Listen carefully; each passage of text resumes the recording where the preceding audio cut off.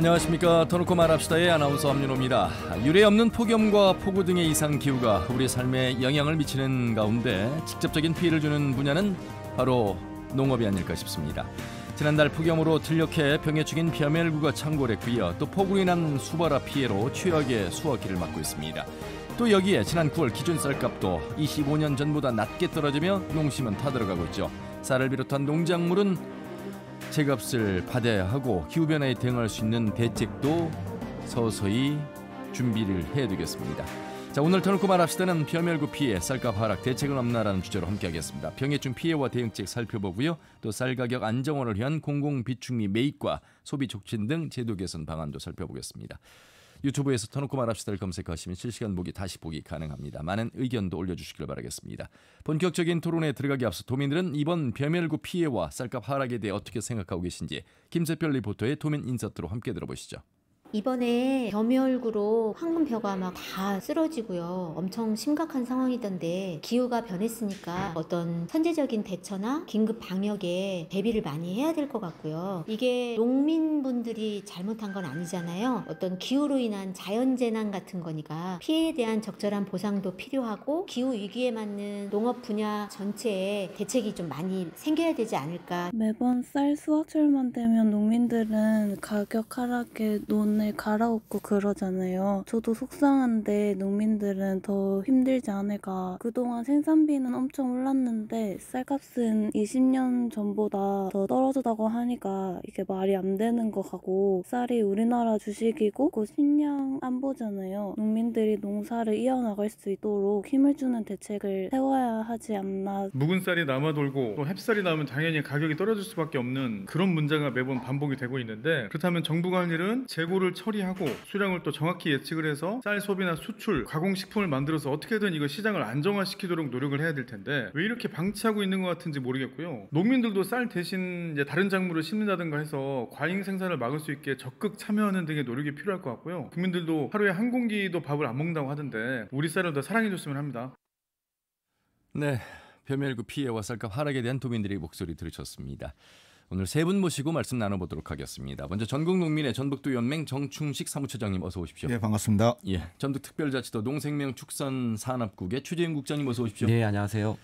전북대학교 농경제유통학부 송춘우 교수님 어서 오십시오. 예, 반갑습니다. 예, 우리 최재윤 국장님 다시 또 이 농생명축산산업국의 국장으로 오셨습니다. 중간에 전국부시장 하시면서 우리 또 기초자치단체의 행정을 보면서 또 농업 분야에 더 아마 적극적으로 그 현장에서 살펴보고 오신 분이신데, 농업의 현장은 이제 우리 농민들이 열심히 하는 것과 별개로 이 정말 하늘을 보면서 기도해야만 되는 세상이 됐는데, 이번에 그 피해가 우리 지역에 심각한 영향을 미쳤습니다. 우리 김건영 지사님도 임실 순창을 현장 방문하시면서 피해 현장 보셨고 우리 국장님 당연히 보셨을 것 같은데 어떤 피해가 이번에 얼마만큼 있었는지 좀 집계가 되고 있습니까? 네. 그 벼멸구 피해이고요. 예. 이제 이 벼멸구 피해가 발생한 원인부터 먼저 살펴보게 되면 고온이 평년적으로 보면 한 9일 정도였답니다. 그런데 이제 올해 같은 경우 33일 정도 고온이 계속된 거죠. 예. 그러다 보니까 이 벼멸구가 이제 외부에서 날아왔는데 이 벼멸구들이 증식을 엄청난 속도로 해댄 겁니다. 그러다 보니까 작은 벼멸구가 순식간에 이렇게 많은 피해를 일으켰고, 우리 도 전체적으로 보면 한 7,200헥타르 정도 200만 평이 좀 넘는 면적에 대해서 피해별을 좀 발생을 시켰습니다. 여의도의 117배라고 하니까 네. 이게 뭐 상상이 가지는 않습니다. 저도 하민커 간다 현장 취재에서 순창의 오은미 의원과 함께 동행 취재하면서 곳곳을 살펴봤는데 멀쩡한 벼가 없을 정도였으니까요. 자, 그 왜 우리 지역 보통은 이제 해안가 지역을 중심으로 많이 이렇게 피해가 있고 왜 이번엔 우리 내륙에 우리 임실 순창을 비롯한 지역들이 이렇게 피해가 좀 많았을까? 정충식 사무처장님 계시는 남원은 좀 어떻습니까? 남원도 피해가 좀 많이 있습니다. 예.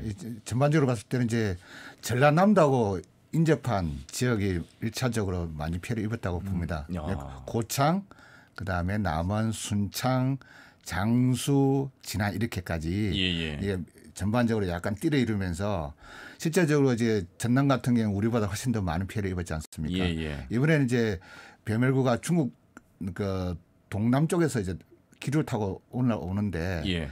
이거 마침 내려앉은 쪽이 아무래도 이게 해안가 남부 쪽에서 내려간 것 같아요. 예, 예. 예년에도 그 사실 벼멸구가 없지 않아 있습니다. 있죠. 예. 없는데 보통 이제 한 1, 2차 방제로 해서 거의 벼멸구가 없어지는 거거든요. 예. 그런데 이번에는 특히나 기후적인 조건이 얘들이 2세대, 3세대까지 성장할 수 있는 그런 고온이 계속 유지가 됐다는 거죠. 예. 그러다 보니까 한 마리가 한 번에 한 300~400마리 낳는데 한 3번만 뛰어보면 뭐 수십만 마리가 나는 거잖아요. 똑같잖아요. 예, 예. 그러다 보니까 이 어떻게 피해가 확산이 엄청 빨라진 거죠.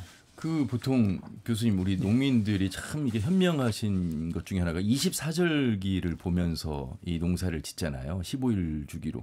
보통 백로 쳐서 지나면 이제 뭐 좀 찬바람이 불면서 가을 햇살은 뜨거우면서 벼가 익어가야 되는데 아까 우리 최재형 국장님 말씀하신 것처럼 계속해서 뜨거우니까 이 벼멸구가 계속 증식했다는 거잖아요. 그러니까 이 벼가 살겠습니까? 이 지금 벼대를 지금 흡집하면서 당연히 쌀 나락이 돼야 되는데 이게 뭐 쭉정이가 되는 앞으로가 걱정입니다. 올해도 걱정이 됐습니다만. 예, 그동안 벼멸구 피해에 대해서는 이상 고온만이 많이 언급되고 있는데요. 예, 예. 올해는 기류가 바뀐 것도 굉장히 큰 요인 중에 하나입니다. 특히 올 여름 같은 경우는 그 폭우성 그 폭우가 산간지방에 많이 내렸습니다. 예. 근데 벼멸구는 중국에서 날라오거든요. 근데 오히려 서해안 쪽에는 그 폭우가 좀 적었었고요. 쏘나기가 좀 적었는데 기류가 바뀌지면서 그 집중호우가 산간지방에 많이 내렸는데 그 기류에 의해서 비가 내리면서 같이 내려앉은 것도 굉장히 큰 요인 중 하나입니다. 예. 거기에 대해서는 별로 이렇게 보도가 안 되고 언급이 있는데요. 안 되고 있네요. 예, 이런 예. 이상 고온 플러스 기류 변화 부분이 과거에 없었던 이유뿐입니다. 예, 예. 근데 실제적으로 8월 달 같은 경우는 서해안 평야지대는 거의 소나기가 내리지 않았습니다. 그런데 산간 지방에는 굉장히 많이 내렸거든요. 이러한 요인도 이상 어떻게 보면 기후 변화에 예. 굉장히 중요한 요인이라고 평가할 수가 있습니다. 예. 최재형 국장님, 예. 제가 이제 농가들을 만나 보니까 벼멸구 이후에 비가 오면서 이미 이제 벼대가 약해졌잖아요. 비가 오니까 이게 잠기면서 쓰러지는 거예요. 대부분 누웠더라고요. 그러니까 예, 두 2중, 3중의 피해가 이제 반복되는 예, 예. 현상이 일어난 거죠. 예, 예. 그 수확도 못하게 되는 상황이 되잖아요. 그러면 벼멸구 때문에도 그렇습니다만 누워서 뭐 콤바인 들어가기도 어려운 그러니까 거죠. 농가분들 현장에서 얘기는 수확 자체가 불가능한 경우가 많이 좀 발생을 하고 있다. 예, 예. 그런데 이제 문제는 그 쓰러진 벼를 그대로 놔두면 내년 농사에 굉장한 지장을 주기 때문에 그건 또 어차피 어쩔 수 없이 또 그걸 또 정리를 좀 해줘야 된답니다. 예. 그 내년 농사에 어떤 영향을 미칠까요? 급시가 남아 있으면 그것이 이제 발화가 되면서 예. 지금 그렇지 않아도 이 벼멸구뿐만 아니라 수발화 현상까지 있어서 지금 그게 이제 비가 많이 오고 침수되면서 거기서 싹이 튼다 이런 그렇죠. 말씀이시죠. 예, 예. 그러니까 정리하는 일도 보통 일이 아닐 것 같은데 정추주 사무처장님 절반 정도 벼멸구로 인한 피해가 있는 논을 농가 입장에서는 이거를 수확을 해야 됩니까? 갈아엎어야 됩니까? 물론 뭐 상황에 따라서 다르기는 합니다만은 예.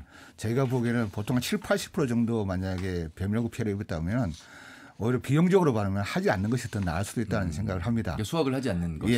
예. 그러면 이미 7~80%가 벼멸구 먹었다는 건 나머지도 이미 벼멸구가 먹고 있다는 뜻과 똑같은 거고요. 예. 50% 정도 먹었다 그러면은 뭐 수치상으로 보면은 반인 것 같지만 실제 수확해 보면 평균에 수확한 양은 반이 되지 않습니다. 예. 실제로 해보면은. 그리고 아까도 말씀드렸지만 쭉정이가 굉장히 많아요. 나달 개수는 예년하고 비슷해 보이지만은 실제로는 쭉정이가 많아서 콤바인이라든가 아니면 우리가 도중에 말릴 때 보면은 개들이 날아가 버립니다. 그렇기 때문에 그런 것까지 감안해서 뭐 농민들이 이제 판단을 하셔야 되는데요. 예. 제가 부탁드리고 싶은 것은 그런 것들도 행정에서 조사를 할 때 좀 감안해 주셔야 된다. 단순히 무게로만 할 것이 아니라 실제적으로 피해가 어떻게 벌어지고 있는 것에 대해서 좀 더 현실적인 어떤 그런 어려움에 대해서 좀 돌아봐야 된다. 일일이 다 만져볼 수는 없으나 이 쭉정이인지 아닌지는 몇 개를 만져봐도 저도 이렇게 눌러봤거든요. 그러니까 이게 정말 쑥 들어가서 이게 이게 나락이 제대로 연결되지 않았구나. 예, 그리고 그걸 보통 우리가 덩숙기라고 얘기하는데요. 예. 덩숙기에 이게 벼멸구가 먹었고 그리고 너무 뜨거워도 제대로 이제 여물지 않는 거거든요. 예. 그러니까 그런 것들은 사실은 눈으로 봐서는 잘 모르고 예. 실제로 기계 작업이라든가 말리는 과정이라든가 이런 속에서 이제 그애들이 이제 사라지는 분인 거죠. 예. 그러니까 우리가 통계를 할 때 우리가 좀 조심스러운 게 과연 우리가 몇 개만 봐서 그것이 전체적으로 이제 대표적인 어떤 대표성 띌 수 있느냐 이런 것들도 우리가 좀 다시 한번 더 고민해봐야 된다 생각합니다. 그 이번에는 최대 폭염이었고 2021년에 송춘우 교수님 제가 그 저기 부안 고창도 다녀왔는데 그때 45일간 비가 내려가지고 그때는 이제 세균성 병충해 때문에 또 뭐 신동진 벼에 대한 뭐 평가 이야기도 많이 나왔잖아요. 특히 전라북도가 피해가 집중됐었는데요. 이번에 벼멸구 피해는 그 21년도 상황 다르게 신동진에서는 별로 발생이 안 됐었고요. 처음에 발생된 것들이 다른 품종들에서 발생이 됐고 옆에 있는 신동진을 옮기는 것이 피해 주요 요인이고요. 산간지방이 신동진에 재배면 지금도 재배가 좀 적습니다. 그래서 산간지방이 피해가 집중된 부분도 있습니다. 그래서 이게 병해충이라는 부분은 2021년도에는 이삭도열병이었거든요. 근데 이번에는 벼멸구. 근데 내년에는 어떤 병해충이 올지 모릅니다. 근데 이러한 부분에 대해 예측이 불가능하다는 부분이 기후 위기 시기에 가장 어려운 문제점이라고 볼 수가 있습니다. 그리고 말이죠, 국장님 보니까 이제 누가 이제 그 농약줄 들고 들어가서 이제 방제 안 합니다. 그렇죠. 이제 드론을 띄워서 방제를 하시더군요. 그런데 이 드론의 장점이 있는데 이번 벼멸구를 보니까 벼잎의 위에만 농약이 살포가 되고 아랫부분은 전달이 안 되기 때문에 아무리 뭐 지금 드론을 갖고 있는 농가가 6, 7번 남들보다도 3번, 4번을 더 있는데도 불구하고 이 피해니 다른 분들은 어떻겠습니까? 이런 말씀을 하시더라고요. 이 부분에 대한 보완이 과연 방법이 있을까 이렇게도 생각이 듭니다. 그러니까 이제 저희가 이제 광역방 이게 그 지금 말씀하시는 것처럼 경운기에다가 이제 그 뭐죠 약통을 가지고 내려가서 줄 매달고 저희 살포하던 어렸을 때 시절에서 뭐 그렇게 많이 했죠. 그러다가 이제 광역방제기라고 해서 큰 트럭에다가 아주 뭐라고 하죠 뭐 100m까지 쏘는 광역방제기를 통해 가지고 분무를 쏘는 그 방식으로 좀 전환했다가 조금 더 가니까 이제 헬기 방제 나오고 지금 드론 방제 나오기 시작했거든요.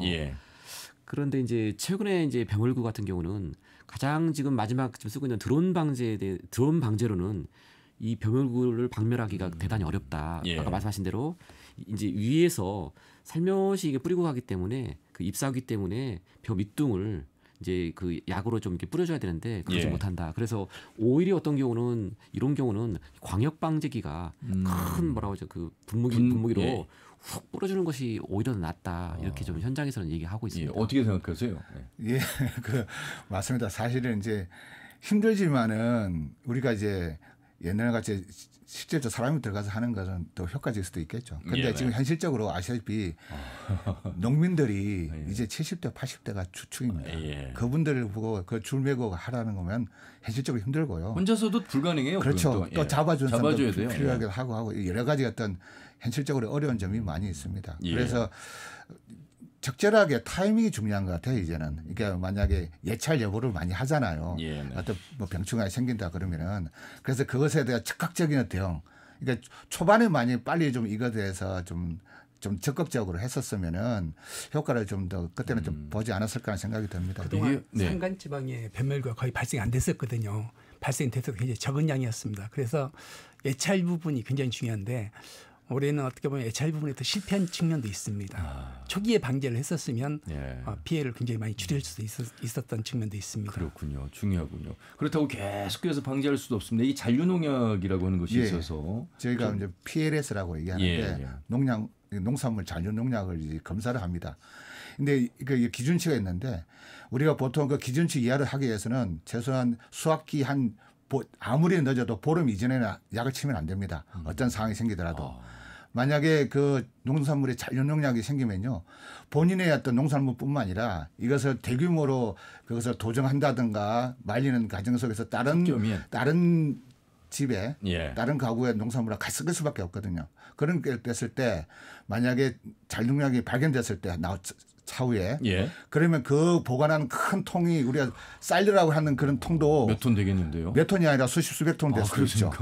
그런 것들도 한꺼번에 폐기 처분을 할 수밖에 없는 상황이 됩니다. 그래서 절대로 PLS가 안 생기게 잔류농약이 안 생기게 농민들도 일단 조심하고요. 그래서 이번 같은 경우도 많이 확산된 시점이 그 어중간한 시점이었다는 거죠. 이걸 그렇군요. 약을 뿌려야 되는지 참. 안 뿌려야 되는지 예. 그래서 그것 때문에 조기 수확을 또 말씀하셔가지고 어쩔 수 없이 조기 수확한 데도 있고요. 예, 예. 그리고 놔뒀다 보니까 결국은 전체적으로 피해를 입은 그런 농가들도 많이 생기는 이유가 된 예. 겁니다.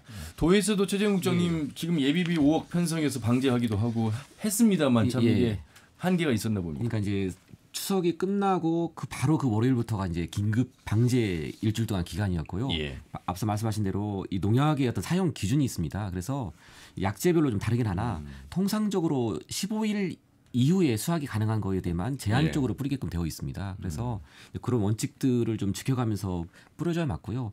이제 저희 서부 지역, 평야 지역은 10월 한 20일 넘어서가 이제 본 수확기이고 동부권이라든지 이런 쪽은 이제 조생배가 좀 많이 있기 때문에 뭐 10월 한 초순까지가 이제 주 수확기가 되고 있거든요. 예. 그래서 이제 그런 어떤 좀 수확 시기를 고려해서 할 필요가 있는데 너무 또 이거에 대해서 뭐 소비자분들이 그러면 뭐 이제 농약침 벼야 이렇게 하실까봐 제가 말씀드리는데, 그렇죠. 그러니까 농약 사용 기준에 15일이 넘어가면 이제 잔류물질이 없는 걸로 이렇게 일단 이제 확인된 그렇죠. 약재를 사용하기 때문에 예. 너무 이렇게 불안감을 가지실 필요는 없습니다. 예. 네. 그러면 이제 많은 분들이 가장 궁금해하고 관심 있게 지켜보는 사안은 지금 농식품부가 이 벼멸구 피해벼, 수발화 피해벼 매입한다 이렇게 밝혔잖아요. 예. 그 매입을 어떻게 하는 건지 언제 하는 것인지. 이제 일반 우리가 이제 공공비축미 매입을 이제 산물벼는 이미 이제 8월 말부터 8월 30일부터 이제 법적으로는 시작을 했고, 예. 이제 10월 10일부터는 이제 그 말린벼라고 하죠. 이 건조된 벼에 대해서 이제 수매를 시작을 했습니다. 그래서 이제 이 시기와 동일하게 절차를 진행할 거고, 다만 공공비축미도 마찬가지인데 이 가격 산정 시기는 수확기가 끝나고 나서 산정이 됩니다. 예, 수확이 산정이 될 것이고, 예. 그거는 이제 여러 가지 가격을 좀 아마 봐서 판단할 것인데, 예. 이제 특히나 고려되는 점은 이 피해벼에 대한 이제 시험 분석을 현재 하고 있는데, 이것이 정말 이렇게 100을 넣었을 때 뭐 70이 생기는 것인지 60이 되시는 것인지 60이 나오는 것인지에 대한 그런 이제 검사도 현재 검증도 좀 하고 있고, 예. 그러나 이제 예전에 보면 이제 작년 경우에도 이제 피해벼 매입이 이루어졌었는데, 예. 통상적으로 저희가 이제 그 뭐 A등급이 1등급이 100이다 하면 이제 2등급, 3등급까지가 한 85%까지 됩니다. 그러니까 1등급이 100원이다 하면 2등급은 뭐 95원, 그다음 2등급은 85원. 예. 그리고 나서 이제 피해벼가 이제 가격이 항상 매겨지거든요. 그렇게 보면 예. 작년 경우에도 보면 한 80 정도가 됐습니다. 그러니까 1등급 벼의 한 80% 수준에서 예. 피해벼에 가장 좋은 그 A등급이 매겨진다 보기 때문에, 예. 아무래도 이제 뭐 정부가 보상을 해준다고 하지만 정상적인 벼에 비해서는 그렇겠죠. 예, 가격이 좀 떨어진다 이렇게 보여집니다. 그 농민들의 생각은 또 어떨까? 이게 직접 지원금에 해당이 되는 것인지 아니면 그 주변을 맴도는 어떤 지원인 것인지. 일단 뭐 이거 지금 송민영 농식품 장관이 농업재로 인정한다고 밝혔잖아요. 예, 그렇습니다. 예. 예, 지난 10월 8일 날인가? 10월 7일. 10월 7일인가? 예, 밝혔는데 다행히 뭐 저희가 계속 이제 농업 재지역으로 해달라고 해서 뭐 우리 최재형 국장도 요청하셨고 저희 농민단체들도 송병 장관 오실 때 뭐 많이 요구를 했는데 다행히 뭐 됐습니다만은 사실 정부가 지원하는 것이 생각보다 좀 약합니다. 아까 뭐 실제적인 어떤 무게의 어떤 그런 것도 뭐 품질에 따라서 하는 것인데 사실 저희들 같은 경우는 등급의 기준이 없이 일정 액수를 좀 해주기를 바라는 거고요. 그 액수 기준도 뭐 한 50% 60% 이게 정상적인 제품이 한 50% 60%밖에 지원이 안 되는 거거든요. 그것을 좀 더 높여야 된다고 좀 저는 요구하는 거고요. 그리고 실제적으로 뭐 농약대니 기타 우리가 좀 간접적인 어떤 지원을 해주는데 그 지원 액수도 실제적으로 피해 당하는 농가들의 어떤 정상적인 해에 비해서는 굉장히 약하다고 봅니다. 그래서 좀 더 직접적인 우리가 피해 입은 농가들의 직접적인 지원 예산을 좀 더 늘려야 된다. 그렇기 위해서는 농업 예산이 어떻게 보면 기본적으로 이제 먼저 준비돼야 되는 건데 한정된 예산 속에서 이렇게 나오다 보니까 실제적으로 농민들이 어떤 요구하는 거하고 많이 격차가 나지 않나 그렇 싶습니다. 송민영 장관의 발표에 따르면요, 최재형 국장님 피해 규모에 따라 농약대, 대파대, 생계비, 농업정책자금, 상환연계 및 이자 감면 지원 지원하겠다. 이거 좀 설명해 주시죠. 예, 이제 농업재해에 따른 이제 재난지원금이라고 정확히 표현할 수가 있겠고요. 예. 이제 농업의 피해 규모가 예를 들면 일정 규모 이상이 넘어가게 되면 농업재해로서 인정을 해줍니다. 예. 이제 이번 벼멸구 같은 경우에 조금 이제 어려움이 있었던 것이 이 벼멸구라고 하는 병충해가 그 농업재해대책법에 나오는 그런 어떤 원인에 의한 농업재해인가에 대해서 굉장히 좀 논란이 많이 있었거든요. 네, 이제 여러 가지 이제 뭐 이제 논의 과정을 거쳐서 이제 정책적으로 이제 위원회의 어떤 기타의 항목으로 해가지고 이제 일단 인정이 되었고 이게 농업재해로 이제 인정이 되게 되면 이거에 대한 피해 신고를 이제 받게 되겠고요. 그 피해 규모가 다 결정이 되고 나면 여기에 따라서 이제 여러 가지 지원을 해주고 있는데 이제 농약대 아니면 대파대인데 이게 굉장히 어려운 표현입니다. 그러니까 이게 설명을 좀 농약대라 하면 네. 지금 피해를 받는데 뭔가 좀 소생의 여지가 있기 때문에 어떤 좀 시비라든지 농약을 좀 줘가지고 얘를 잘 좀 생육을 좀 이렇게 다시 얘를 이렇게 세우자 그런 의미에서 이제 그냥 농약대라고 표현을 했죠. 이건 뭐 현실적으로 의미 없는 말씀 아닌가요? 아니 이제 약간의 이제 어떤 관리비 그러니까 뭐 반드시 그거 가지고 농약만을 사서 뿌리라는 건 아니고 농약이라든지 기타 것들을 이제 해서 처방을 해서 본인이 이제 농자재를 사는데 필요한 돈을 대파대는요? 대파대는 이제 파종을 대신 다시 파종을 해야 될 상황이기 때문에 수확 불가능한 경우거든요. 근데 이제 지금의 경우라고 하면 지금 뭐 파종을 다시 할 수는 없기 때문에 어려움은 좀 사실 있습니다. 교수님. 이러한 부분은 농업재해대책법 시행령에 명시가 돼 있는데요. 피해율이 30% 이상일 때는 농약대 헥타당 100만 원. 그다음에 80% 이상일 경우는 대파대를 헥타당 200만 원. 그다음에 이번에 그 특히 임실순창 지역에서 피해가 집중돼 가지고 피해율이 50% 넘는 농가들이 많이 나옵니다. 근데 50% 이상으로 인정을 받을 때는 생계비를 4인 기준으로 183만 원이 지원되는 부분이 지금의 대책법이군요. 예, 그렇습니다. 그다음에 이거 가지고는 안 되니까 지금 시행규칙 변경해야 된다 이런 얘기 나오는 거죠. 이제 시행규칙 부분에서 변경되는 부분에 대해서는 시행령에 어떻게 공이라든가 그런 것에 의해서 발병됐을 때라고 이렇게 애매하게 되어 있습니다. 그래서 시행령 부분에 기후 재난 부분에 대해서 발생되는 부분에 대해서는 예의 없이 인정해 줄 수 있는 조항이 삽입이 돼야 될 것 같고요.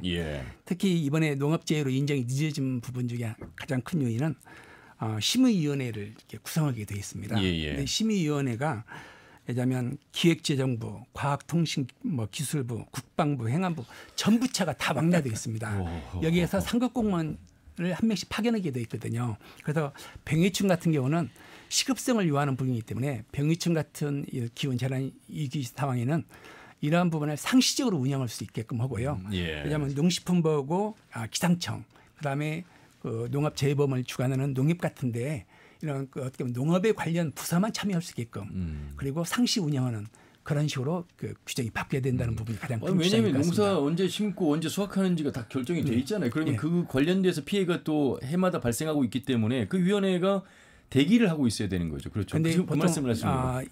그동안의 농업재해는 그냥 폭우에 의해서 범람이라든가 산사태라든가 그런 부분이었거든요. 그런데 병해충에 관해서 정식적으로 농업재해로 인정됐던 사례는 없습니다. 재해는 인정받지 않고 보상은 있었습니다만은 근데 이번에가 어떻게 보면 처음이거든요. 그러니까 지금 이 말씀하신 건 교수님 뭐 이상 고온만 있는 게 아니라 이상 저온도 있고 과수 화상병도 있고 뭐 여러 가지 잦은 비로 인한 복합적인 세균병도 있을 것이고 이런 것들이 더 이제 이신규칙 변경 안에 들어가야 된다는 말씀이시죠. 그렇죠. 그래서 재인정 부분도 좀 빠르게 진행되어지고 그다음에 여기에 대한 조사 부분, 그냥 피해 대책 부분이 지금은 너무 굉장히 장시간 시간이 걸립니다. 그다음에 왜냐하면 올해 같은 경우에 인정받기 전에 이미 수확됐던 곳들이 있거든요. 일부러 그걸 알고 빨리 했을까요? 참 그분들은 다행이다 싶은 생각도 들고. 이제 그런 분들도 사진 같은 거에 의해서 증명이 이게 되어지고 행정에서 인정이 되면 제 보상을 받을 수가 있습니다. 그런데 실질적으로 수확 이후에 인정받는 부분이 굉장히 어려운 측면도 있습니다. 그래서 이러한 부분에 대한 명확한 규정이 있어야 될 것 같습니다. 저는 이제 우리나라 농업뿐만 아니라 법이 현실을 못 따르는 게 굉장히 많다고 생각합니다.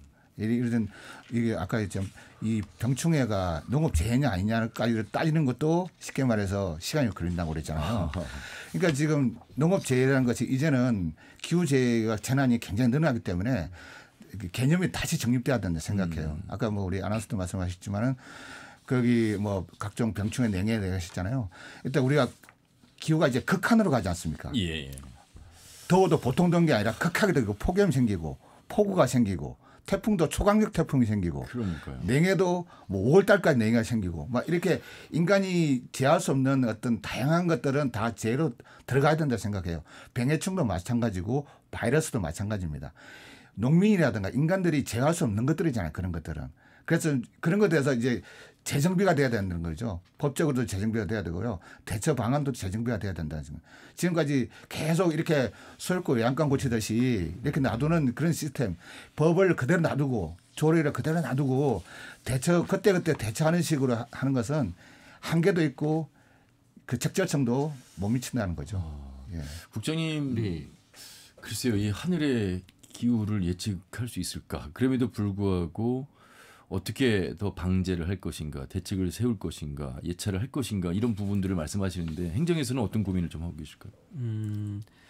사실은 이제 우리가 이제 그 나열주의 이제 법에다가 이러한 것으로 인한 피해가 농업재해다 이렇게 인정을 하다 보니 이렇게 하다 보니까 이렇게 이제 그 문구 해석이 있어서 그 문구에는 빠져 있는 농업재해다 이렇게 이제 해서 문제가 된 거거든요. 예. 이제 직전에 다시 말씀드렸던 병충해도 이상 저온으로 인한 병충해는 됩니다. 근데 지금 올해의 경우는 이상 고온의 장기간의 이상 고온으로 인한 병충해지 않습니까? 이 법에서 이제 빠진 부분이에요. 그래서 이제 다만 그 규정에 보면 위원회에서 이제 기타 인정하는 안건에서 이제 약간 여지는 열어뒀는데 그 여지를 발동시키는 데 있어서는 여러 부처와 협의도 해야 하기 때문에 시간이 좀 걸리는 애로가 좀 있고요. 이 이제 농업 재해를 그러면 좀 뭐 어떻게 할 거냐? 이걸 뭐 완벽하게 농업 재해를 막을 수는 없죠. 그러기 때문에 이제 재해라고 부르는 것인데 그렇죠. 다만 그거에 대한 어떤 뭐 일정한 어떤 소득 보전이라든지 피해 보전 이런 것들을 좀 해줘야 되는데 지금 우리가 하고 있는 아까 농업 재해 지원은 굉장히 좀 일시적이고 굉장히 단편적이고 굉장히 소량입니다. 다만 이제 여기에 보완체로 제시되고 있는 것들이 지금 농업보험인데 이 농업보험도 또 그것이 피해 그 받을 수 있는 금액이 내가 예상됐던 소득에 예를 들면 내가 한 필지 1헥타르에 논에 대해서 전혀 수확을 못해도 100을 다 보상해 주는 게 아니라 그중에 예를 들면 한 50에서 60%만 보상을 해주는 거거든요. 보험료로. 보험금으로. 그렇죠. 예, 그런 제도적인 뭐 한계는 분명히 있습니다. 예. 농사를 짓지 않을 수는 없고요. 열심히 지어도 하늘을 또 바라봐야 되고 하늘에 기도를 해야 되는 그런 상황 속에서 단순한 어떤 그 기후 변화가 하나하나의 현상이 아니라 이게 지금 여러 예측할 수 없는 현상들까지 펼쳐지고 있다는 말씀. 그로 인한 농업재해대책법의 어떤 시행규칙 변경도 필요하다는 말씀까지 들어봤습니다. 자, 오늘 터놓고 말합시다. 벼멸구 피해 쌀값 하락 대책을 넘나는 주제로 함께하고 있습니다. 전북특별자치도 농생명축산산업국의 최재형 국장, 전북대학교 농경제유통학부 송춘우 교수, 전국농민회 전북도연맹 정충식 사무처장과 함께하고 있습니다. 유튜브를 통해서도 여러분 함께하실 수 있겠습니다. 자, 지금부터는요 이제 이러한 피해 또 고온 피해로 인한 피해 속에서도 수확은 진행이 되고 있습니다. 우리 농민들은 올해 산지쌀값은 또 얼마나 내가 받을 수 있을까? 농가 대출로 인한 이 빚을 갖고도 내년 한 해를 준비해야 되는 상황 속에서 수확에 대한 기대, 그 기대를 해야 되는 상황인데 그렇지 못한 현실. 일단 가격으로 우리가 말을 합니다. 송춘우 교수님 비교를 좀 해서 말씀해 주시죠. 지금 10월 5일자로 다행히 산지쌀 가격이 10일 전에 비해서 7.8% 상승을 했습니다. 그래서 지금 실제적인 가격이 8만 8천 원이 됐는데요. 1년 전에 비교해서는 2만 9,396원이 났습니다. 떨어졌어요? 7.8% 반등했음에도 불구하고 1년 전, 딱 1년 전에 비해서 이렇게 낮은데요. 우리 전라북도 같은 경우를 그러면 비교해 보면 우리 전라북도가 작년도에 58만 2천 톤을 쌀을 생산했는데요. 이것을 가마수로 이렇게 환산해 보면 727만 가만입니다. 근데 이것을 작년에 비해서 하락한 29만 원에 이렇게 비교해 보니까 전라북도에서만 2,138억 원이 증발한 겁니다. 예. 그다음에 농가당으로 따져보면 농가당 455만 원씩 지금 적자가 난 거고요. 예. 한 필지로 따져봐도 779만 6천 원이 손해가 났습니다. 예. 그래서 이 부분은 단순히 농가의 손해가 아니고 앞에서 말씀드린 것처럼 우리 전라북도 경제에서 2,138억 원이 증발한 부분이거든요. 예. 이제 다행인 부분은 지금 최근에 정부가 작년에 비해서 1.2% 쌀 수확이 감소될 거다 예상했는데요. 그것은 9.15 작황을 조사한 근거를 가지고 옵니다. 근데 실제적으로 9월 15일 그 작황 조사에서는 이삭수가 몇 개인가 나란히 몇 개 달린 것만 가지고 평가를 합니다. 예. 근데 그 이후로 기상이 굉장히 변화가 많았었거든요. 그다음에 배밀구 피해도 반영이 안 되어졌습니다. 근데 쌀 가격이라는 것은 수급 상황에 의해서만 결정되는 것이 아니고요. 심리적 영향도 큽니다. 심리적 영향. 예, 그동안 쌀 유통업자들은 쌀 가격이 계속 떨어지니까 쌀이 비축하지 않았습니다. 그런데 지금 배멸구 피해라든가 하는 부분들이 이렇게 확산되어지면서 쌀 가격에 대한 그 불안 심리가 유통업자들한테 먼저 전달이 되어진 부분이고요. 그래서 이러한 쪽으로 가다 보면 실제로 정부에서 발표했던 1.2%보다는 수확량이 상당히 떨어질 거고요. 예. 최근에 지금 배를 수매해가지고 도정을 실질적으로 해보니까 도정 수율도 또 떨어진다고 그럽니다. 예. 그동안 날씨가 너무 고온이다 보니까 알이 이렇게 그 팽팽히 맺혀야 되는데 너무 뜨겁다 보니까 그 작용이 안 되어졌다고 그럽니다. 예. 그래서 쌀의 완진밀 비율도 많이 떨어지고 그러다 보면 쌀 가격 부분은 좀 다행이라고 평가할 수 있는 것 같은데요. 예. 10월 5일자부터 12월 25일까지 10일 간격으로 조사한 그 평균 가격이 전국 매입 가격이 되거든요. 예. 근데 그 매입 가격은 당분간은 좀 기대할 수 있는 그런 상황이라고 평가할 수 있습니다. 어떻게 보세요? 우리 실제로 농사를 짓고 계신 사무처장. 지금 제가 오늘 오전에 마침 이제 전라남도하고 충청남도 쪽에 이제 각 농민의 사무처장들하고 통화를 했어요. 예. 현실적으로 지금 어떻게 돼가고 있느냐, 지금 본격적으로 이제 수확을 하고 있는 시기라서 대부분 다 최소 10%에서 20%는 예년보다 떨어질 것 같다는 그런 좀 암울한 얘기를 하고 있습니다. 왜냐하면 아까 얘기했지만 수율이 굉장히 낮아지고 있고요. 아까 좀 우리가 바다에 나는 게를 먹으면 게 딱지를 딱 벗기면은 그 안에 알이 꽉 차 있는지 아니면 좀 겉에 보기에는 좋았는데 그렇죠. 안에 보면 이제 쉽게 해서 살이 별로 없다고 얘기하잖아요. 예. 그런 걸 우리가 수율이라고 하거든요. 맞아. 벽시도 마찬가지입니다. 안에도 제대로 익지 않고 여물지 않은 것들은 상품이 되지 못합니다. 그렇겠죠. 그럼 다 날아가든가 쌀에기로 날아가 버린다든가 거의 못 먹는 상태가 되는데, 그런데 지금 현재 보면은 원래 제 병이 안 드는 같은 논인데 예년에 비해서 벌써 10% 20% 떨어져 나온다는 것은 아무래도 기후 위기나 기후의 어떤 고온의 35도 이상의 고온에 의해서는 사실 벼가 자기도 뜨거우니까 성장을 안 하는 거거든요. 생활 활동을 안 하는 거거든요. 그러다 보니까 이제 실제적으로 나타나는 수확량이 많이 떨어지고 있다, 그렇게 말씀을 드리겠고요. 그래서 정부가 지금 조개 뭐 1.2% 정도 떨어질 것 같다는 그거에서는 아마 크게 틀릴 거라고 생각합니다. 그 양이 뭐 우리가 생각하지 못한 양 이상으로 차이가 날 수도 있다는 거에서 우선 말씀을 드리겠고요. 지금 가격 문제도 지금 먼저 꺼내셨는데, 가격도 지금 현재 아까 시장의 반응 때문에 잠깐 살짝 반등한 거거든요. 그런데 여전히 뭐 25년 가격보다 더 낮은 상태고요. 원래 농민들이 요구했던 게 사실 우리가 밥 한 공기를 많이 표현하는데 한 300원? 300원. 예. 그게 10년 전 넘었거든요. 그러니까 저희 그 얘기만 한 10년째 하고 있는 그러니까 지금 그게 한 개, 그러면 그걸 이제 가격 따지면 24만 원이에요. 24만 원인데 80kg으로 쌀 밥 한 공기 300원을 일반적으로 얘기했을 때 24만 원이 나와 있는데 현재는 지금 이제 18만 대잖아요. 그러니까 근데 그때보다 생산비라든가 이런 건 엄청 많이 올랐잖아요. 10년 전에 24만 원인데. 그래서 우리가 정부가 얘기하는 쌀값이 뭐 마치 20만 원이 막 마치 배부듯이 이게 야, 너 20만 원이면 되지 않나 생각하는데, 그건 진짜 현실을 몰라도 너무 모르는, 그러니까 농민들을 완전 방치하는 그런 어떤 결과다 생각합니다. 이렇게 말씀드리면 너무 좀 뭐 비교가 극단적일 수도 있겠습니다만, 한 40여 년 전 라면 값에 비해서 지금 라면 값이 140배가 올랐는데 쌀값은 25년 전보다 더 떨어졌다. 그 20만 원에서 24만 원을 요구하는데 그 선이 그렇게 올라가기가 어려운 것인가?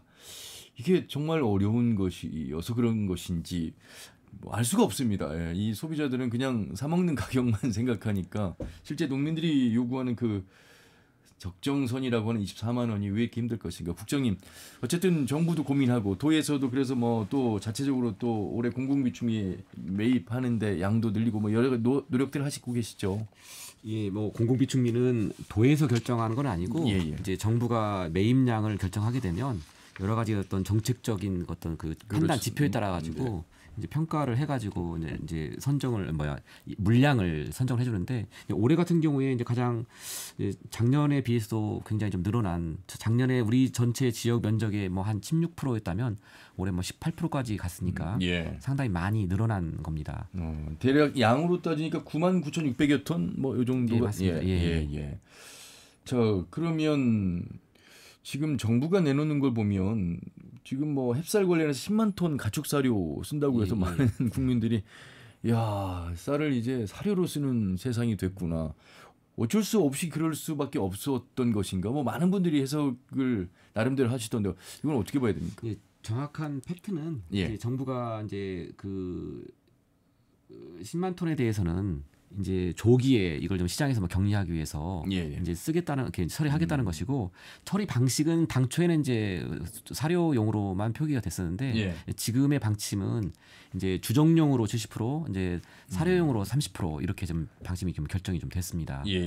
다만 이제 이것이 우리 농가의 어떤 농심 입장에서는 굉장히 좀 가슴 아픈 일이죠. 자존심 상하는 일이죠. 내가 애써 키운 농작물을 고작 여기 이렇게 이제 버리듯이 쓰여진다는 것에 대해서 굉장히 좀 이렇게 비애감이 들 부분도 있는데 정부는 아마도 이것이 이제 그냥 창고에 가만히 이렇게 두게 되면 결국은 또 창고비라든지 또 이것이 또 방출될 수 있다는 불안감을 조장하니까 이것들을 좀 불식시키겠다는 어떤 과감한 조치 차원에서 이렇게 이제 조치를 했는데 다만 감정적으로 농가가 받아들이기는 좀 힘들다. 그러니까 큰 보여집니다. 대의적 명분은 이제 쌀값 안정화인데 과연 방법론에 있어서 그래서일까요? 지난 전국 농민대회도 열었습니다. 송춘우 교수님, 이게 참 벌써 저희가 지금 해마다 이 이야기를 하고 있는데. 해마다 이 똑같은 이야기를 반복하는 현실도 참 안타깝습니다. 어떻게 보세요? 쌀값. 이 쌀값은 우리나라뿐만 아니라 일본도 굉장히 중요한 문제인데요. 일본 같은 경우는 농가 소득 안정이라는 측면하고 식량 안보라는 측면에서 접근을 합니다. 미국 같은 경우는 쌀이 주식이 아니거든요. 그럼에도 불구하고 미국도 역시 식량 안보하고 수출 촉진이라는 측면에서 쌀에 대해서는 변동직불제를 적용하고 있습니다. 근데 일본도 역시 마찬가지로 변동직불제를 하고 있고요. 근데 우리나라에서도 실시했다가 2019년도에 폐기를 했습니다. 근데 이 쌀 가격을 안정화시키기 위한 방안 부분에 대해서는 지금까지 시행된 것 중에서는 변동직불제가 가장 확실하다고 하고요. 근데 그동안 변동직불제의 문제점은 생산량을 증대시킨다는 비판이 있었거든요. 근데 지금은 전략작물 직불제로 해서 그 쌀 생산을 제한하고 있습니다. 그래서 변동직불제를 수혜하는 조건으로 정확한 수급 계획에 의해서 농가분들한테 대해서도 생산 제한을 한다든가 타작물로 전환할 수 있는 것을 의무 사항으로 시킨다면 쌀 생산도 안정화시킬 수도 있고 농가 소득도 보장할 수 있는 방법은 얼마든지 있습니다. 그런데 이러한 부분을 주장을 하면 정부는 예산이 없다고 그럽니다. 그런데 우리나라 농업 예산은 일본과 비교해봐도 우리나라 농업 예산이 더 많습니다. 그렇습니까? 올해 일본의 올해 예산이 1,023조고요. 우리나라는 656조입니다. 전체 예산이. 근데 그 중에서 일본은 해양수산부가 농림성이 같이 있거든요. 농림성 예산이 20조고요. 우리는 두 기관을 합치면 25조입니다. 우리 예산이 훨씬 많거든요. 그럼에도 불구하고 왜냐하면 전략작물제로 올해 같은 경우 우리나라 같은 경우 8,600억을 쓰는데 일본 같은 경우는 2조 7천억을 씁니다. 전체 예산 부분은 적음에도 불구하고 농가 소득을 안정화시키는 쪽의 예산 부분을 우리보다 2배 이상을 쓰고 있습니다. 근데 이러한 부분이 방법은 얼마든지 있고 사실 예산도 있습니다. 근데 이러한 부분에 대해서 정부가 쌀값을 보는 농산물을 보는 근본 시각이 물가 안정에 방점이 맞춰져 있습니다. 농가 소득 보장이라는 측면은 없습니다. 그래서 이러한 국민적 동의를 얻어내는 부분이 정부의 역할이고 정부가 해야 될 부분이라고 생각이 되어집니다. 또 그렇게 일본과 비교해서 말씀을 하시니까 우리 밖에 있는 우리 스태프들도 고개를 끄덕이면서 농민 입장에서는 어떻게 보세요? 우리 그 대선 때도 보면 이 농업 관련된 질문이 거의 없을 정도고 농업 예산은 항상 다른 분야에 비해서 증액되는 부분이 최하위에 머물러 있고 그래서 항상 예산이 적다 이렇게 봤는데 일본과 비교하면 그렇지 않고 어떻게 쓰느냐가 중요한데 그게 이제 농가 소득 부분에 방점을 두느냐 이 차이가 좀 있는 것 같습니다. 그렇죠. 우리가 이제 농업이라니까 마치 이제 농산물이나 농민들을 대상으로 쓰는 예산을 다 농업 예산이라 생각하시는데 그렇지는 않습니다. 농촌에서 건물 지어도 농업 예산이고요. 농촌에 다리 지어도 농업 예산입니다. 근데 저부터도 그렇게 생각이 안 돼요. 예를 들면요. 이마트라는 대형 유통업체가 있지 않습니까? 거기에서 물류센터를 치면 그 물류센터 짓는데도 농산물 유통 안정화 자금이 일부가 지원이 됩니다. 이제 그러니까 우리가 이제 산술적으로 이제 액수를 비교할 게 아니라 내용적으로 들어봐야 되는 걸 좀 말씀을 드리고 싶고요. 또 한 번 또 말씀을 드리자면 우리가 쌀이 남다고 자꾸 정부에서 이제 거짓말을 하고 있는데 그거는 가인 공급의 문제이지 우리나라 농민들이 가인 생산한 건 아니에요. 통계청 발표가 지난 5년간 쌀 작업률을 따지면 97%예요. 100% 넘지 않습니다. 그러니까 과잉이라는 표현이 여기에 적절하지 않다 이 말씀이시네요. 그러니까 과잉인데 공급이 과잉이죠. 근데 그 공급이 어디서 나오냐면 수입에서 나와요. 수입쌀에서. 수입쌀. 40만 8,700톤이란 고정된 이거 수입쌀의 문제인데 그것이 11% 12%거든요. 우리나라 생산량에. 그러니까 97%에다가 11% 따지면 거의 110% 가까이 되잖아요. 근데 수입쌀 대부분이 교수님 뭐 가공용이기 때문에 밥쌀에 영향을 미치지 않는다 이런. 그렇지 않습니다. 실제적으로 우리나라 같은 경우는 지금 역대를 보면 식용으로도 20-30%를 반출했었고요. 가공용으로 쓰인다 하더라도 그 부분은 우리 국내 생산 쌀하고 바로 경합이 되어집니다. 우리나라 같은 경우도 1년 정도 재고가 되면 가공용으로 이렇게 풀거든요. 그 시장에서 같이 이렇게 상충하게 돼 있습니다. 그러면 우리가 식량 자급률의 쌀이 93%, 97%. 그러면 수입쌀 포함하면 몇 퍼센트가 됩니까? 한 108%, 9% 되는 거죠. 그러니까 계속 남는다는 얘기가 나와요. 과잉 공급이라. 그러니까 과잉 생산과 과잉 공급은 완전히 다른 말이거든요. 과잉만 앞에 있을 뿐이지 생산과 공급은 다른 말이에요. 그런데 쌀 의무 수입도 하지 않을 수가 없잖아요, 또. 이제 그게 문제죠. 그러니까 그게 이제 WTO 체제에 들어가면서 30년간 계속 늘려왔잖아요. 매년씩 조금 늘려다 처음에는 한 4만 톤 정도였나요? 그때다가 지금 쉽게 말해서 지금 40만 8,700톤이 이제 20년 동안 유예하면서 이제 된 건데 알다시피 이제 협정이랑 각 국가 간의 협정이라는 협약은 사실 이게 신성불가침한 건 아니에요. 의지의 문제다. 그러니까 정치적인 의지의 문제가 훨씬 더 중요하다 생각하는 거죠. 그래서 뭐 저희가 계속 이 문제에 대해서 TRQ 40만 8,700톤 이 문제에 대해서 정부가 다시 한번 논의해달라. 그리고 이제 그 협상 테이블에 들어서라 하고 계속 요구하고 있는데 이거는 뭐 어떤 정권이 들어서든 간에 계속 이제 안 하고 있는 거죠. 특히 농민단체를 중심으로 해가지고 의무 수입 물량을 금지시키라는 주장을 많이 합니다. 그래서 저도 그런 말씀을 들으면서 더블통 협정문을 계속 봤거든요. 근데 거기에 보면 채소 시장 접근이 의무 물량에 대해서는 명확한 규정이 없습니다. 규정이 없기 때문에 농민단체 요구가 지금 되는 부분인데요. 그런데 실제적으로 보면 국가가 관리하는 그 미니멈 액세스 부분에 대해서는 지속적으로 해야 된다는 것이 국제 통상의 관례입니다. 그럼 재협상하면 되지 않냐는 부분을 하는데요. 세계 경제에서 보면 미국은 정말 갑입니다. 중국 경제 같은 경우는 GDP가 미국의 73%가 됐지만 통상 문제에서는 역시 의리거든요. 그다음에 일본 같은 경우는 미국 경제의 15%입니다. 일본 같은 경우도 매년 68만 톤의 의무 수입을 하고 있습니다. 근데 일본에서도 일본 국회가 열릴 때마다 야당 국회의원들이 그 질의를 합니다. 근데 정부한테 재협상하라, 폐기시켜라는 부분을 하는데요. 일본 정부의 공식적인 답변도 이건 퇴비도 올 수 있는 문제가 아니다는 것이 아직까지 견해입니다.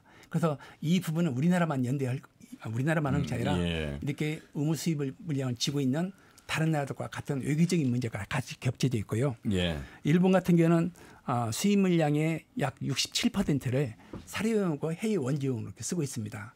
근데 우리나라 같은 경우도 그동안 5만 톤씩 쌀을 해외에다 원조하다가 올해부터 10만 톤을 이렇게 늘렸습니다. 근데 우리나라가 늘리고 싶다 해서 늘릴 수 있는 게 아닙니다. 그렇겠죠. 일단 세계 식량기구의 동의를 받아야 되고요.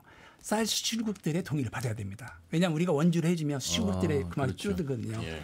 그래서 이 부분에서 수출국들의 원조를 받는 부분에 정말 외교력이 필요한 부분인데 이러한 부분에 외교력을 집중화시킨다 그러면 예. 우리가 ODA로 쓰는 1년에 쓰이는 것이 1년에 3조 정도를 씁니다. 얼마든지 수출이라면 원조용으로 늘릴 수 있는 부분이 있고요. 예. 일본 같은 경우는 사료용으로 약 50%를 수입하는데 사료용으로 수입한다는 것은 질이 아주 낮은 것을 낮은 가격으로 수입을 합니다. 그러면 일반 곡물 사료용 곡물 수입 가격에 비슷한 부분입니다. 어허. 그래서 국내 쌀 생산에는 크게 영향을 미치지 않는 부분이요. 근데 이러한 부분에 대해서 우리나라도 특히 그 40만 톤에 대해서 금지가 못 한다면 이 부분을 철저하게 가공용으로 쓸 게 아니라 사료용으로 수입하는 쪽으로 어떤 협상력이 발휘가 기대된다고 생각이 됩니다. 결국에는 이 외교력이 결국 또 이 우리의 쌀값까지 영향을 미치는군요. 어떤 분들은 이렇게 생각하실 수 있겠어요, 최재용 장님. 네. 아니 그 쌀이 우리 이제 정치 사무처장님 말씀대로면 공급 과잉은 아니니까. 아니 쌀 농사 그렇게 어려우면 뭐 전략 작물 뭐 시행한다던데 다른 작물 콩도 심고 뭐 다른 식물 심으면 안 되나? 뭐 이렇게 보시잖아요. 실제 심고도 있고 그런데 심었다가 다시 벼로도 옮겨가는 분들이 계셔서 이게 논에는 적절하지 않다 뭐 이렇게 보는 상황도 있고요. 어떻게 보세요? 이제 전략 작물이라고 그래가지고 이제 전략적으로 심는 작물이죠. 네, 그럼 네. 벼 대신에 그렇죠. 그럼 전략이란 게 뭐냐? 수입을 좀 대체해보자. 우리 국민들이 먹고는 있지만 좀 자급이 덜 되는 즉 뭐 콩이라든지 조사료라든지 밀이라든지 이런 것들을 이제 전략 작물이라고 표현을 하고 있고 특히 이제 벼가 여름에 자라기 때문에 여름에 논에다가 벼가 아니라 심을 수 있는 콩이라든지 조사료용으로 옥수수라든지 이런 것들을 좀 심어서 콩의 자급률, 조사료의 자급률은 높이고 또 쌀의 어떤 좀 남는 생산 여력은 좀 적정량으로 이제 조정을 해주고 이게 두 가지 목표를 좀 가지고 이 사업이 진행이 되고 있는데 예. 여기서 문제는 논이라고 하는 곳에 밭작물인 콩을 심는다는 거에 제약이 있는 겁니다. 그렇죠. 예, 그래서 물론 이제 최근에 많은 배수 개선 사업을 하고 있습니다만 그 논을 밭의 형태로까지 가져가는 데는 굉장히 많은 돈이 필요로 하고 시간이 많이 들어가는 부분이 있고요. 예. 실제 통계를 보면 저희가 작년에 이제 우리 논 전체 면적의 한 8.8%, 9% 가까이를 갖다가 이제 벼 말고 타작물을 심었습니다. 전략작물을 심었고 올해 같은 경우는 그게 이제 16% 정도로 높아졌습니다. 그러면 뭐 내년도에는 20%, 30% 될 거냐? 그렇게 하기는 좀 쉽지 않거든요. 예. 거의 이제 한계 선상에 왔기 때문에 전략작물 제도를 통해서 생산량을 조정하는 데에는 기반 시설이라는 이런 것들이 따라가지 않는 한 예. 굉장히 애로가 있다 이렇게 보여집니다. 그 조금 그 이해가 안 되는 것 중에 하나가 식량 자급률을 얘기할 때 쌀을 빼면 뭐 밀 같은 경우 콩은 뭐 한 자리 숫자라고 하잖아요. 1% 안 됩니다. 그게 저도 1, 2%로 알고 있는데 그것마저도 안 된다면 왜 이 부분에 대해서는 수입에만 의존해야 되는 것인가? 우리 농가들은 전략작물이라고 하는 그 대체제로서 이 농사는 우리나라에서는 불가능한 것인가? 이거 어떻게 봐야 됩니까? 불가능하지는 않죠. 그런데 문제는 알다시피 이제 워낙 농민들이 농산물의 가격을 좀 제대로 받지도 못하고 불안정하다 보니까 그나마 좀 어느 정도 데이터적으로 확실한 것을 심을 수밖에 없는 그런 게 있죠. 저도 아까 뭐 최재형 국장께서 말씀하셨지만은 전략 작물로는 분명히 한계가 있어요.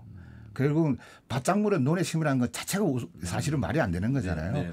결국은 밭작물을 좀 더 지금 농지도 거의 이제 밭이 더 많아지는 그런 시대가 됐는데 밭에 심게 해서 거기서 좀 더 생산량을 늘리고 그리고 그것을 늘리라고만 얘기할 것이 아니라 우리나라는 유통과 그다음 그 판매까지 정부가 그것이 농민들이 불안하면은 그것을 커버해 줄 수 있는 예산적으로 커버해 줄 수 있는 그런 것들이 있으면은 제가 볼 때는 논에다 콩을 심지는 않을 것 같습니다. 예. 콩 심는데 콩 나잖아요. 그러니까 농사 지으면 소득에 대한 안정이 등식화가 되면 괜찮은데 그게 되지 않기 때문에 불안과 걱정 속에서 도전을 하기가 어렵다 이런 말씀이시죠. 예, 최재형 님. 아까 이제 가루쌀 같은 경우에 제가 이제 이렇게 계산을 해보니까 이게 이제 키로당 이제 단위가 기억나. 하여튼 보면 단위당 보면 예. 가루쌀이 이제 그냥 순수하게 가루쌀의 원가를 따지면 한 6만 원 정도 하더라고요. 근데 이게 정부가 이제 보조를 해서 4만 원 정도로 공급을 해줍니다. 가공 업체들한테. 예. 근데 밀은 2만 원이에요. 그러니까 이 밀 가격에 비해서 수입밀이죠. 수입밀에 비해서 가루쌀을 2만 원을 보조해줘도 4만 원이기 때문에 이 업체 입장에서는 2만 원짜리 수입밀을 쓰게 되는 거죠. 그래서 이 가격이 어떤 그 폭을 어떤 국제 곡물 가격에 맞춰 나가기가 예. 굉장히 좀 어렵기 때문에 정부도 이제 무한정하게 또 보조를 통해서 그것을 또 이렇게 예. 국제 가격으로 이렇게 다운시키기 가격을 내리기가 쉽지 않다는 한계가 있습니다. 예. 우리가 작년도에 그 식용 밀로 250만 톤을 수입을 했습니다. 네. 근데 국산 밀하고 가격을 비교해 보니까 딱 3분의 1밖에 안 되거든요. 근데 일본 같은 경우는 수입 밀은 국가가 그 수입을 해가지고 방출할 때는 1kg당 10만 원씩을 더 붙입니다. 예. 왜냐하면 가격을 붙여가지고 그 10만 원씩 거둔 돈을 국산 밀 생산 부분에 지원을 해주거든요. 그러면서 최종 단계에서는 소비자 가격은 국산 밀하고 그 수입산 밀 가격을 동일하게 만들어줍니다. 이러한 부분에 대해서 국민들한테 식량 안보라는 측면에서 충분히 설득시켰기 때문에 가능한 정책입니다. 예. 그래서 타작물을 재배하더라도 실제적으로 이러한 부분이 충분히 쌀을 쏟고 어떤 필적할 수 있는 제도가 장치가 되어 있어야 되고요. 그다음에 지금 작년도 같은 경우에 특히 농콩이에서 피해가 많이 났거든요. 어떤 침수에 의해서요. 그래서 일본 같은 경우에 이 전략작물을 실시하는 게 2008년부터 지금까지 쭉 이어왔는데요. 예산 부분이 2조 7천억 어디서 쓰는가 봤더니 생산 기반 개선 부분 쪽이 굉장히 왜냐하면 배수 개선 사업이라든가요. 그다음에 논에다가 밭작물을 심으면 재배 기술이 달라집니다. 기술 지원. 예. 그다음에 또 어쩌면 약간 습한 곳이기 때문에 논의 자체가 새로운 병해증이 올 수가 있거든요. 여기에 대한 재보상 부분 이러한 것이 다 갖춰진 상태에서 그렇군요. 이게 가능한 부분입니다. 그래서 이러한 부분에 대해서 정부의 의지만 있다 보면 이런 문제는 얼마든지 해결할 수 있는 부분이라고 생각이 되어집니다. 예. 자, 오늘 터놓고 말합시다. 변멸구로 인한 피해, 또 수발화로 인한 피해, 그리고 현지 쌀값 안정화에 대한 주제에 대해서 말씀을 나눠봤습니다. 마무리 말씀을 우리 정충식 사무처장님이 농가를 대표해서 좀 해주시면 좋겠습니다. 지금 현재 농민들이 어려운 상황이요. 농민들이 일을 열심히 안 해서 그런 게 아닙니다. 농민들은 정말 죽기 살기로 열심히 일을 하고 있다 저는 생각이 듭니다. 그러면 이렇게 계속 수십 년 동안 농민들이 어렵게 만드는 그런 구조적인 원인이 뭐냐. 그건 따져봤을 때 그거는 사실 정부의 책임이 저는 가장 크다고 생각합니다. 뭘 외적인 기후 변화라든가 어떤 각종 어려움도 없지 않아 있지만은 농민들이 국민 한 사람으로서 제 역할을 할 수 있고 또 그것이 지속 가능한 우리가 농업 농촌이 돼야 되잖아요. 농촌이 무너지면은 도시도 무너지고요. 농민이 아프면 도시민 국민들도 아프게 되는 게 그게 상식적인 겁니다. 그런데 당장 내가 아프지 않고 내가 힘들지 않다고 해서 농업을 농민들을 이렇게 내팽개치듯이 놔둔다는 것은 그것은 정부나 정치가 역할이 아니라고 생각합니다. 그래서 이 부분에 대해서 단순히 쌀값의 문제다 이렇게 바라볼 것이 아니라요. 예. 전반적으로 같이 한번 돌아보면서 이것을 우리가 좀 소중히 하고 잘 보호해야 된다고 생각합니다. 참 해마다 이 이야기를 하고 있는 저도 지치는데 우리 농민분들은 얼마나 힘이 들고 지칠까 싶습니다. 정부가 이 농업에 관련된 철학을 새롭게 가지지 않는 한 이건 되풀이되지 않을까 싶습니다. 여기에 또 기후변화로 인한 여러 가지 예측할 수 없는 피해들까지 겹치고 있어서 정말 지속가능한 농업이란 말을 그냥 입으로만 할 것이 아니라 지속가능한 농업이 되기 위해서 지속가능한 법 개정, 시행령 개정도 필요할 것 같습니다. 오늘 시간 관계상 여기서 마무리하겠습니다. 세 분 말씀 잘 들었습니다. 고맙습니다. 예, 고맙습니다. 네, 전북대학교 농경제유통학부의 송춘호 교수, 전국농민의 전북도연맹 정충식 사무처장, 전북특별자치도 농생명축산산업국의 최재현 국장과 함께했습니다. 터놓고 말합시다는 다음 주 일요일 오후 5시 5분에 인사드리죠. 함연우였습니다. 고맙습니다.